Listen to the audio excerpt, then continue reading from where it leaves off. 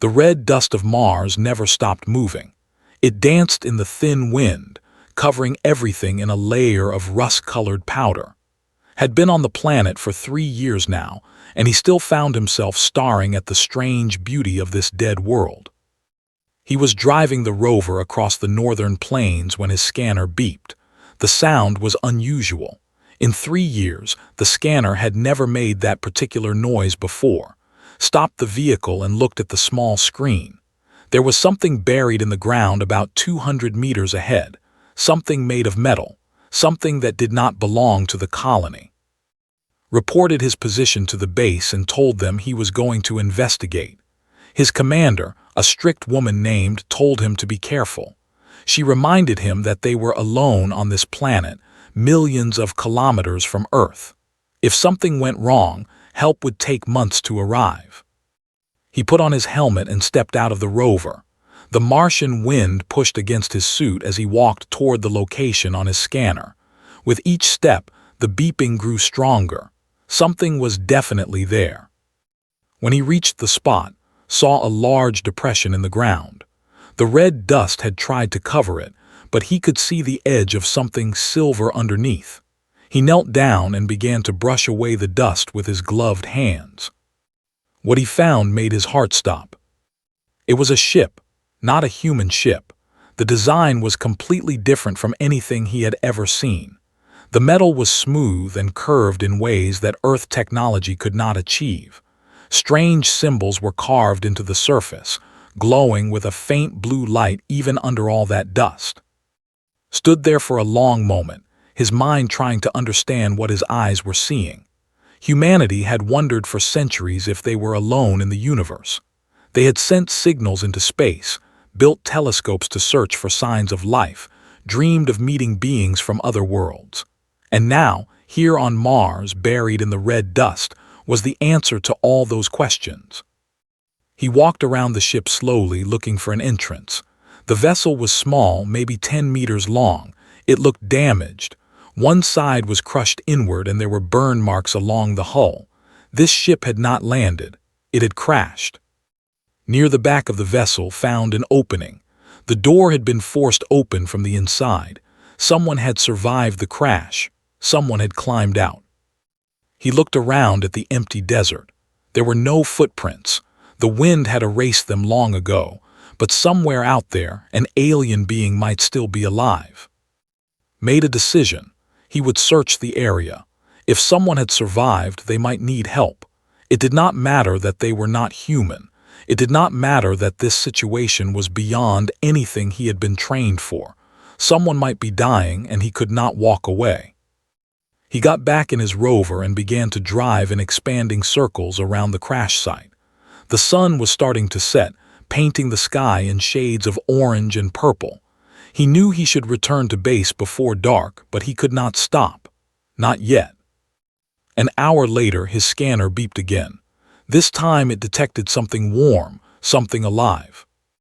Drove toward the signal as fast as the rover could go.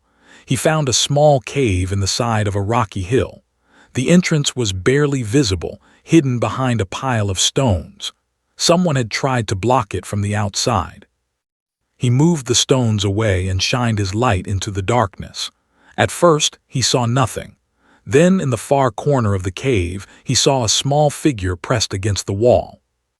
It was a child. At least it looked like a child. The being was small, about the size of an 8-year-old human.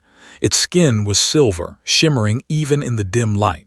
Its eyes were large and violet, filled with fear and pain. One of its arms was bent at a wrong angle, clearly broken.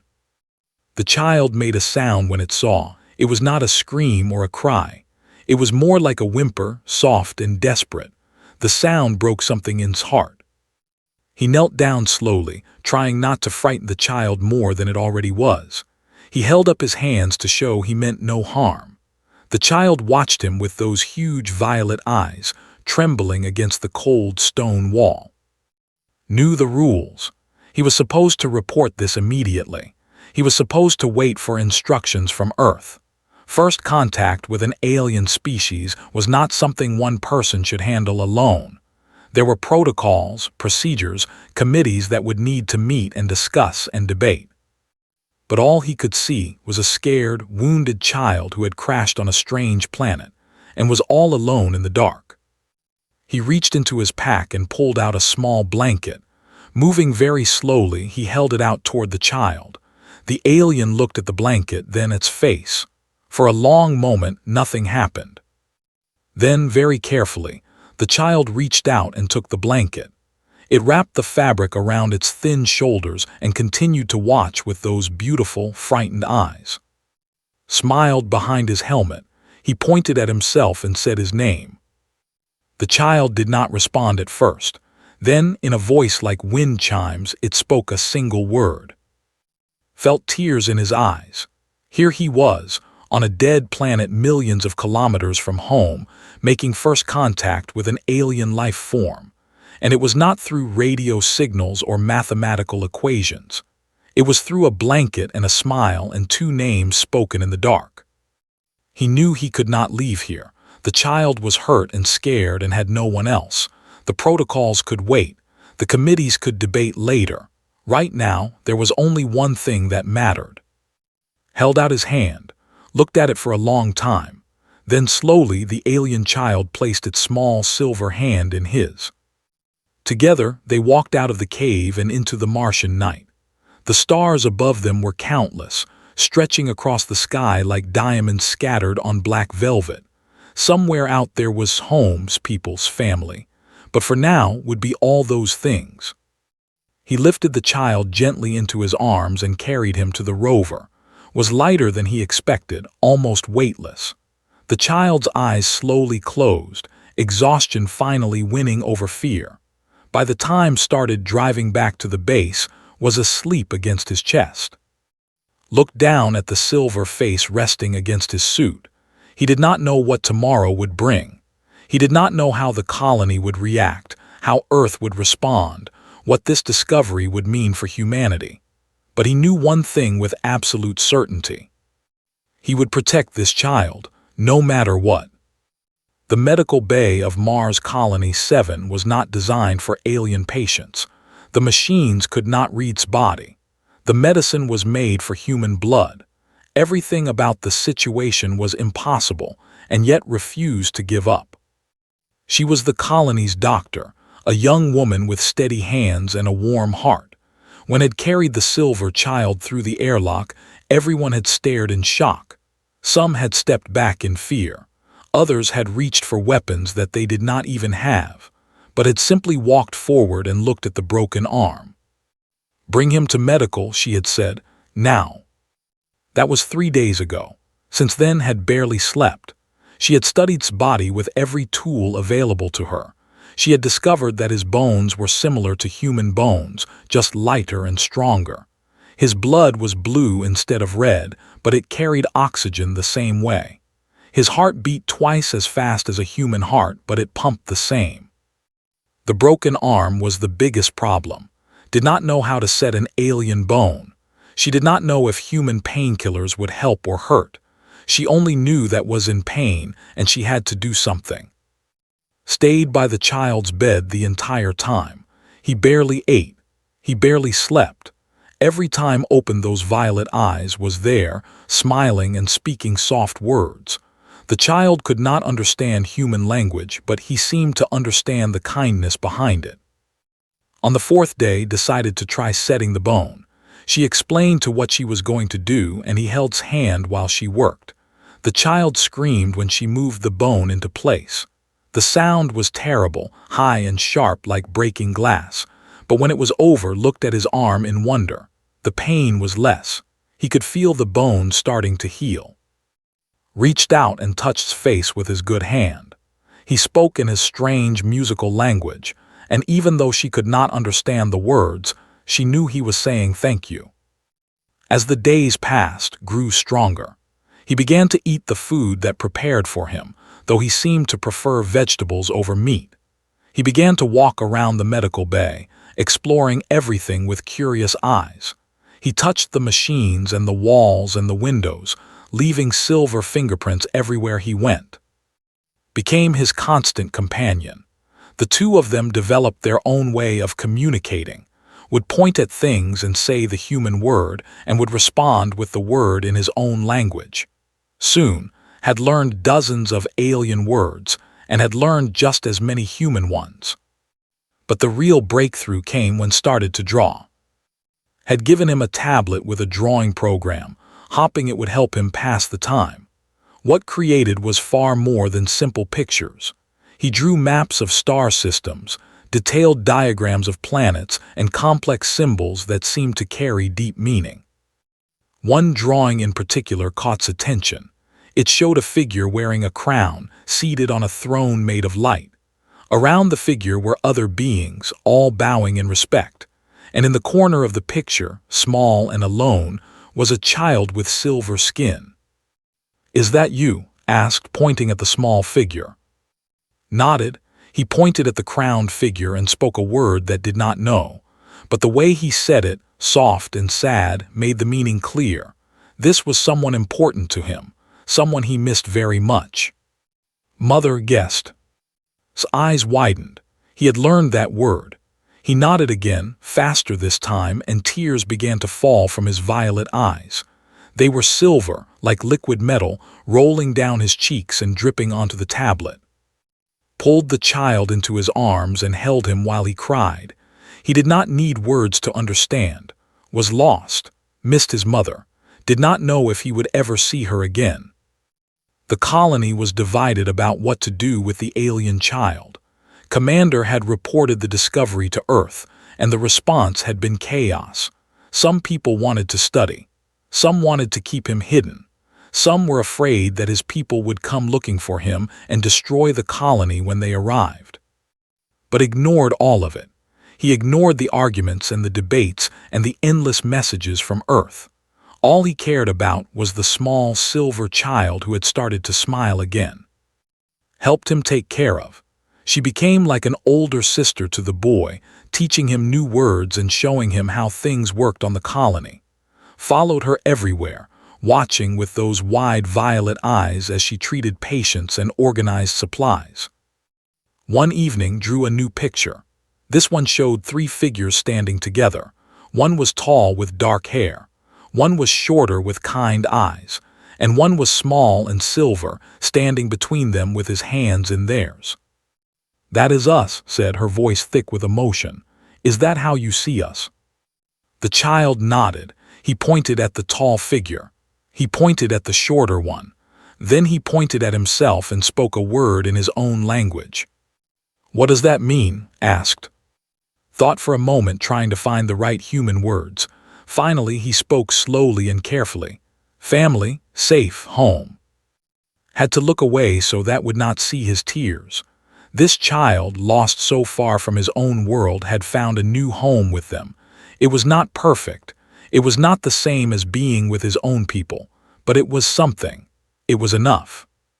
Weeks passed and continued to heal. His arm grew stronger. His vocabulary grew larger. He learned to laugh at jokes and to help with simple tasks around the base. He learned that humans slept at night and ate 3 times a day and sometimes needed to be alone with their thoughts. But he also taught them things. He showed them how to fold paper into shapes that floated in the air without any visible support. He sang songs in his own language that made the colonists weep with beauty they could not explain. He looked at the stars through the window and pointed out which ones had planets with life, which ones were empty, which ones were dangerous. One night drew another picture. This one was different from all the others. It showed a huge ship, larger than any vessel humans had ever built. The ship was surrounded by smaller ships, and all of them were moving toward a small red planet. "What is this?" asked, feeling a strange tightness in his chest. Looked up at him with those ancient, knowing eyes. Eyes that seemed too old for such a young face. He spoke slowly, making sure understood every word. "They come," he said. "My people, they come for me." Looked at the picture again, at the massive warship, at the fleet surrounding it, at the power that was heading toward their tiny colony on this dead red planet. He should have been afraid. Any sane person would have been afraid. but when he looked at, all he felt was hope. People were coming, might get to go home, might get to see his mother again. That was all that mattered. The ship appeared without warning. One moment, the sky above Mars was empty except for the distant stars. The next moment, there was a shadow blocking the sun. Everyone in the colony stopped what they were doing and looked up. Through the dome, they could see the massive vessel hanging in orbit. It was larger than anything humans had ever built, larger than the biggest space stations, larger than the cargo ships that traveled between Earth and Mars. It was so big that it seemed to bend the light around it, creating a halo of distorted stars. Commander's voice came over the intercom, calm but strained. All personnel to emergency positions. This is not a drill. I repeat, this is not a drill. But there was no emergency position for this. No training exercise had prepared them for an alien fleet appearing over their heads. All they could do was watch and wait and pray. Found standing at the window of the medical bay, his silver face lit by the glow of the massive ship above. The child was not afraid. If anything, he looked relieved. "Your people?" asked. Nodded. "The Queen's ship, the biggest ship, the strongest ship." Joined them at the window. Her face was pale, but her voice was steady. "You need to tell us what is going to happen. Are we in danger?" The child turned to look at them, and for the first time saw something ancient in those violet eyes, something wise and knowing that did not belong in the face of a child. "My mother is queen," said slowly, "queen of all people, queen of 1,000 worlds." And looked at each other. They had known was important. The crowned figure in his drawings had made that clear, but they had not understood just how important. "You are a prince," said. "Yes," looked back at the ship above them. "I was traveling to my coming ceremony. The ship was attacked by enemies. My guards put me in an escape pod and sent me away. They saved my life, but they died." The child's voice was steady, but could see the pain in his eyes. He had lost people who loved him. He had been alone and afraid and hurt, and he had been carrying that weight all this time without ever showing it. "How long has your mother been looking for you?" asked. "Many cycles, many. Months, you would say. She has searched 1,000 worlds. She has not stopped. She will never stop." The intercom crackled again. Commander's voice was different now, higher and faster. "We are receiving a transmission from the alien vessel. They are demanding to speak with whoever is responsible for their prince. They know he is here. I repeat, they know he is here." Took a deep breath. This was it. This was the moment that would change everything. "I will go," he said. Grabbed his arm. "You cannot. We do not know what they will do. They came for their prince, their child. They will not harm the person who saved him. Looked down at, will they?" Shook his head. "People have a law, a sacred law. Those who save royal blood are protected forever. No harm can come to them." Nodded. He knelt down so that he was at eye level with the child. "I am going to talk to your people. I am going to tell them that you are safe and that you have been treated well. But I need you to stay here with. Can you do that?" The child's eyes filled with tears again. "You saved me. You gave me food and warmth and kindness. You made me feel safe when I was scared. You are a good person. My mother will see that. I know she will." Smiled and pulled into a hug. The child felt so small in his arms, so fragile despite the silver skin and the ancient eyes. He was just a boy who wanted to go home, and soon he would. The walk to the communication center was the longest of his life. Other colonists watched him pass, their faces filled with fear and hope and confusion. Some of them nodded at him. Some of them looked away. None of them tried to stop him. Commander was waiting at the communication console. Her face was gray with stress, but she still stood straight and tall. She was a good leader, thought. She had kept everyone calm when calm was the hardest thing to be. "The transmission is ready," she said. "They are waiting for a response." Sat down at the console and looked at the screen. It was blank for now, but soon it would show the face of an alien queen, a ruler of 1,000 worlds, a mother looking for her lost child. "Send the response," he said. The screen flickered, and then she was there. The queen was beautiful in a way that hurt to look at. Her skin was the same silver as, but it seemed to glow from within, like moonlight trapped under ice. Her eyes were violet, deep and endless, holding centuries of wisdom and power. A crown sat on her head, made of light that shifted and changed with every movement. Behind her stood dozens of other beings. Some were silver like her.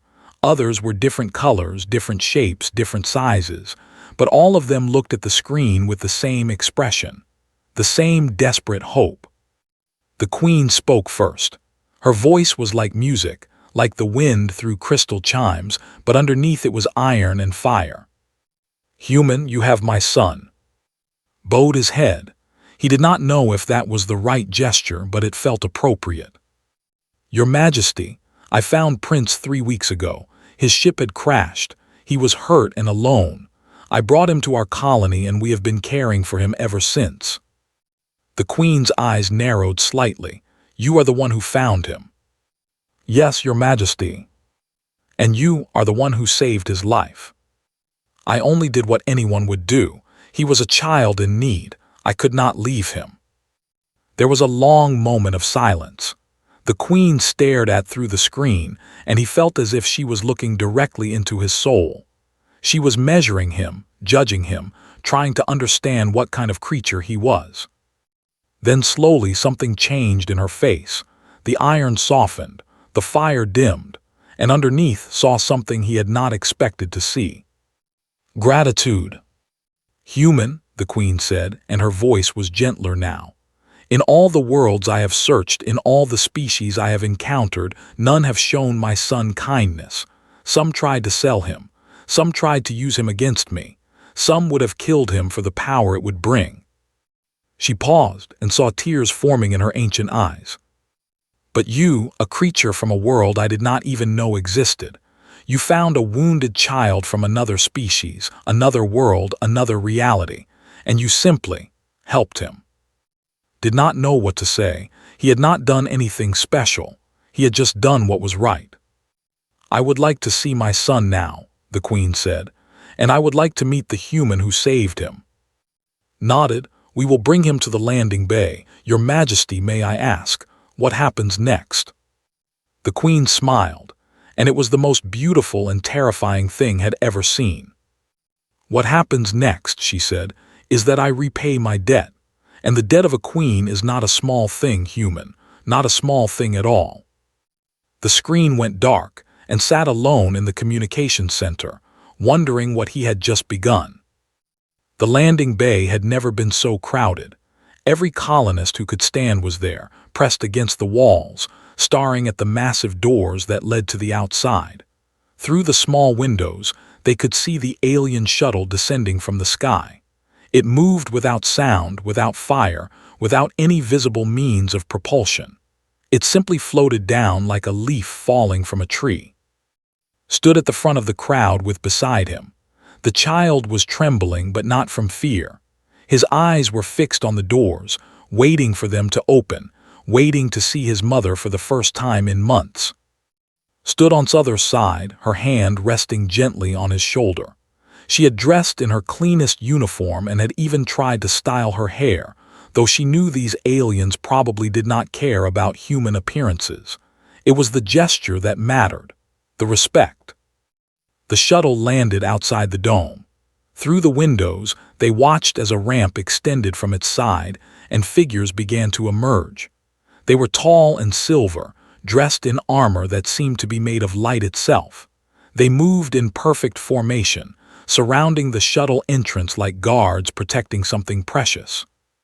And then the queen appeared. She was taller than had expected, taller than any human. Her silver skin caught the light of the Martian sun and reflected it back in soft waves. Her crown pulsed with energy, changing colors as she walked, and her eyes, those deep violet eyes, were fixed on the dome where her son waited. The guards entered first. They scanned the landing bay with devices that made soft humming sounds, checking for threats that did not exist.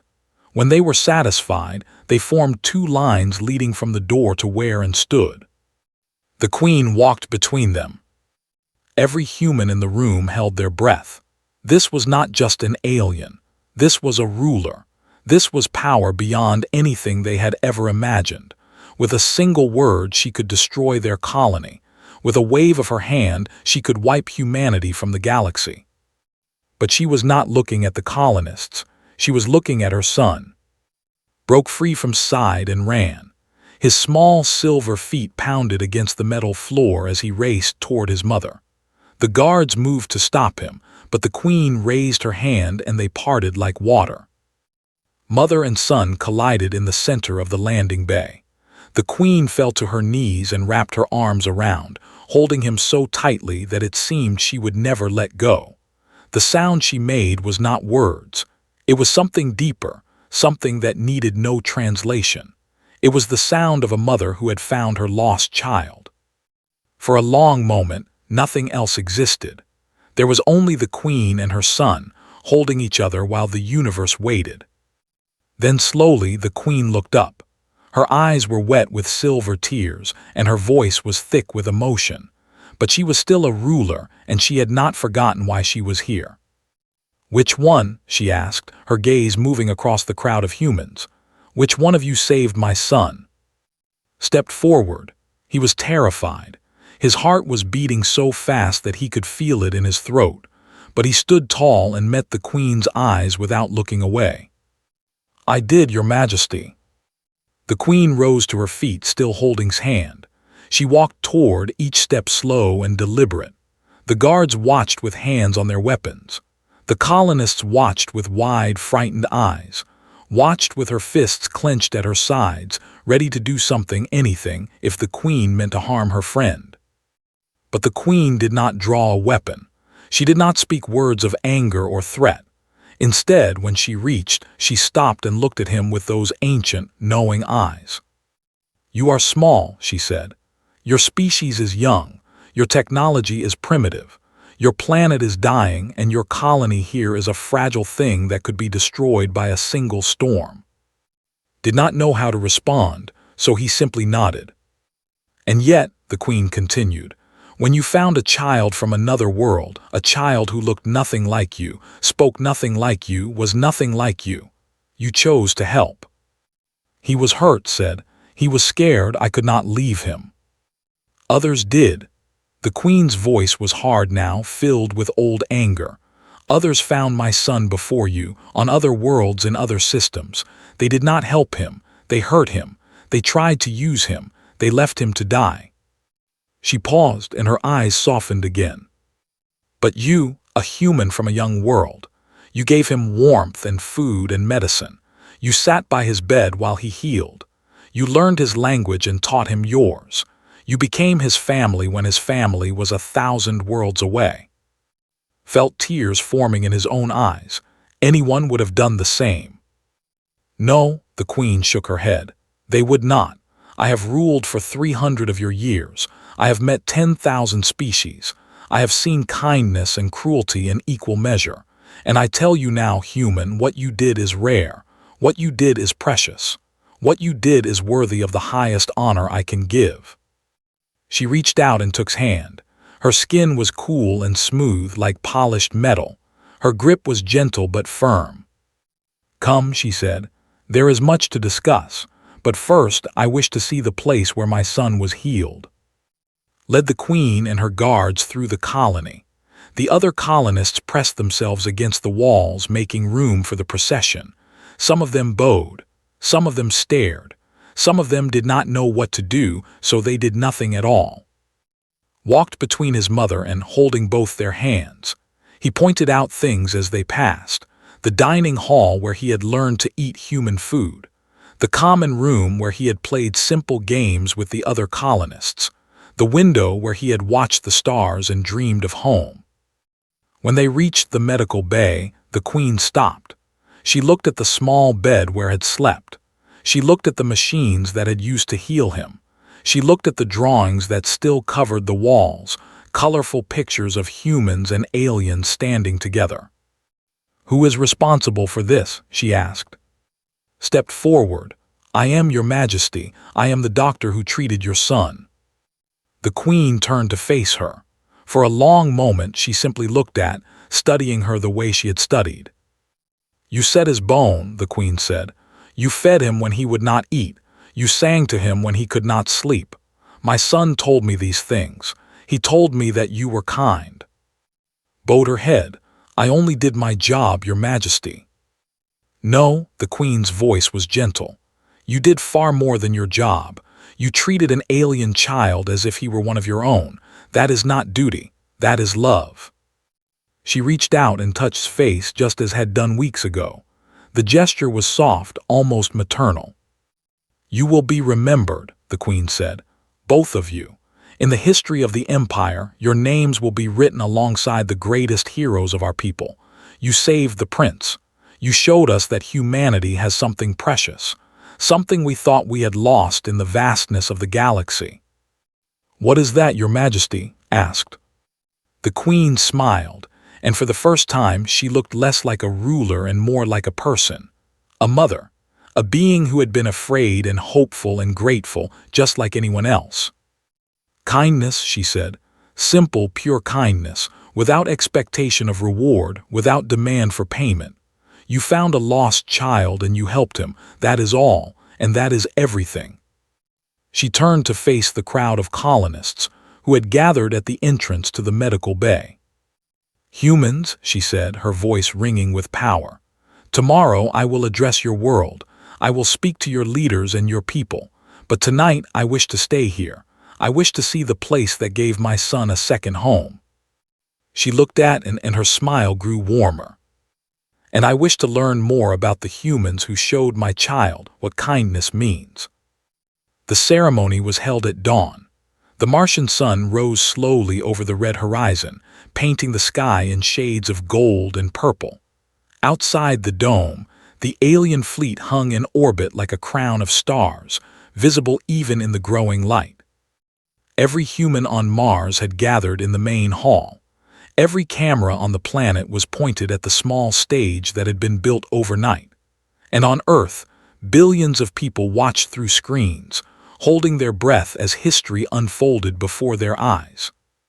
Stood at the center of the stage, dressed in the cleanest suit the colony could provide. Beside him stood, her hands clasped in front of her, her face calm despite the fear she felt inside. Behind them stood the other colonists, witnesses to something that would change everything. The queen entered through the main doors, followed by her guards and advisors. But today she was not dressed for war. She wore robes of flowing silver that seemed to move on their own, like liquid metal caught in a breeze. Her crown pulsed with soft light, and her eyes shone with an emotion that could not name. Walked beside his mother, holding her hand. He was dressed in royal clothes now, fine fabrics that marked him as a prince of the empire. But when he looked at and he smiled the same smile he had always smiled. He was still the same boy they had found in a cave on a dead planet. He was still their friend. The queen climbed the stage and turned to face the crowd. When she spoke, her voice carried to every corner of the hall and through the cameras to every corner of Earth. "Humans," she began, "I am queen of an empire that spans 1,000 worlds. I have lived for 300 of your years.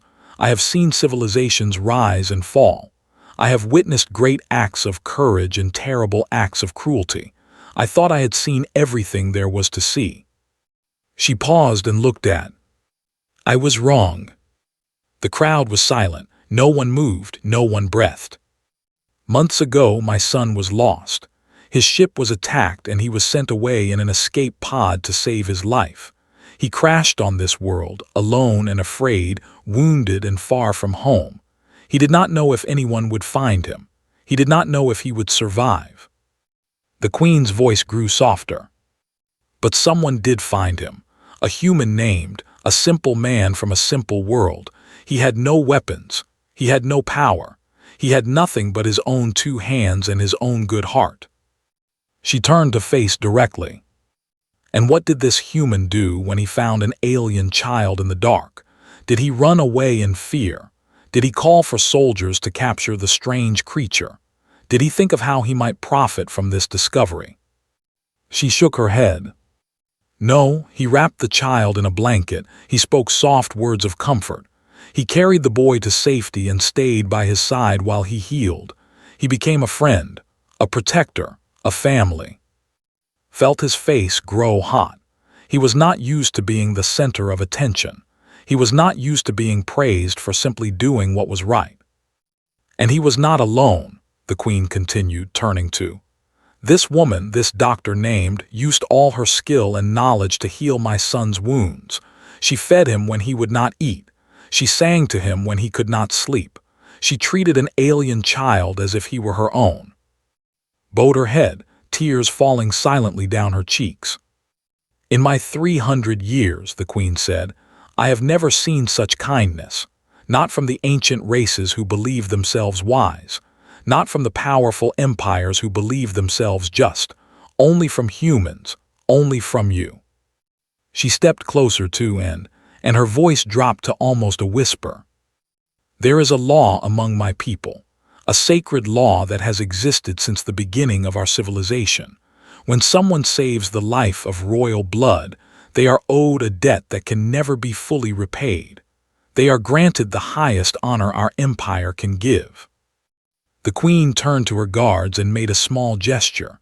One of them stepped forward, carrying a box made of crystal. Inside the box were two objects that glowed with soft light. These are the crowns of honor, the Queen explained. They have only been given 3 times in the entire history of our empire. Those who wear them are considered heroes among our people. They are granted eternal protection. No one will ever raise a hand against them. No enemy of the empire will ever touch them without facing our full wrath. She took one of the crowns from the box. It was small and simple, a circlet of light that seemed to float above her hands. Of earth, she said, kneel. Knelt. His heart was pounding so hard that he could barely hear. The eyes of 2 worlds were upon him, but all he could see was the Queen standing before him, holding a crown of light. For your kindness to my son, for your courage in the face of the unknown, for showing my people that humanity is worthy of respect, I name you hero of the empire. May your name be remembered for 10,000 years. She placed the crown on his head. It felt weightless, almost like it was not there at all, but could feel its power. It was warm and gentle, like sunlight on a cold day. The Queen took the second crown and turned too. Kneel. Knelt beside, her body trembling. For your healing hands and loving heart, for treating a stranger as a brother, for showing my son that kindness exists in every corner of the galaxy, I name you hero of the empire. May your name be remembered for 10,000 years. She placed the crown on his head, and the same warmth spread through her body.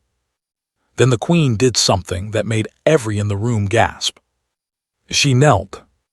The Queen of 1,000 worlds, the ruler of an empire that had existed for centuries, knelt before 2 humans on a tiny colony on a dead planet.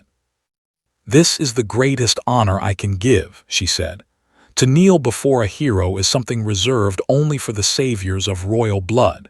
It has not been done in 100 years, but today I kneel before you both, not as a queen, but as a mother who got her son back because of your kindness. Was breathless.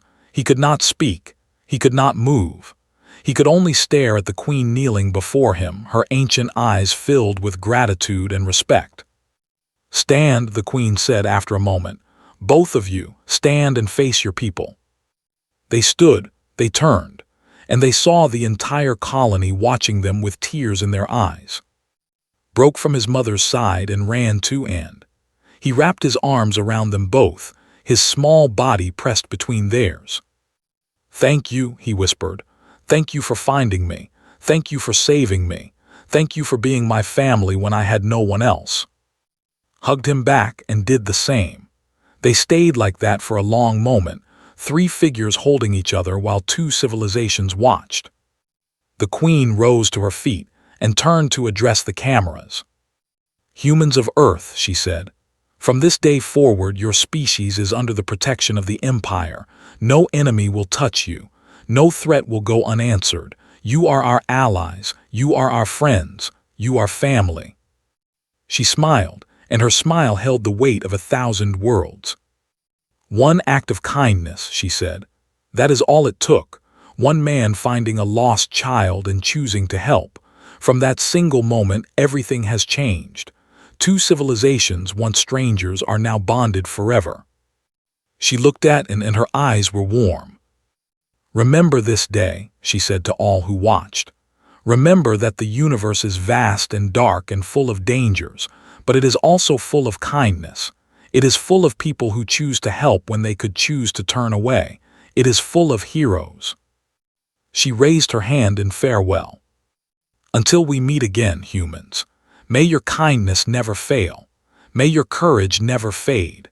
And may you always remember that somewhere in the stars, you have friends who will never forget what you did for a lost little boy on a cold red world. The ceremony ended. The Queen returned to her ship with at her side, but before the boy left, he turned one last time to look at him. I will come back, he said. I promise, you are my family too. And then he was gone, rising into the sky in a ship of light, returning to the empire that had searched 1,000 worlds to find him. Watched until the ship disappeared among the stars. The crown on his head still glowed with soft warmth. Beside him took his hand. What happens now? She asked. Smiled. He did not know what the future would bring. He did not know what challenges awaited humanity now that they had allies among the stars. But he knew one thing for certain.